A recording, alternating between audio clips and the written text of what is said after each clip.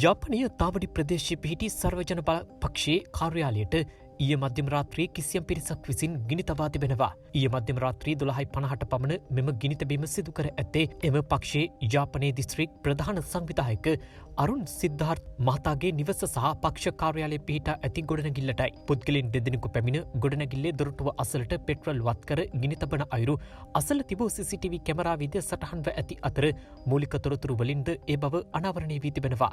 ගිනි ගැනීමෙන් ගොඩනැගිල්ලේ කොටසකට හානි සිදුව ඇති අතර සිද්ධිය සම්බන්ධයෙන් වැඩිදුර විමර්ශන යාපනයේ පොලිසිය විසින් සිදු කරනු ලබනවා.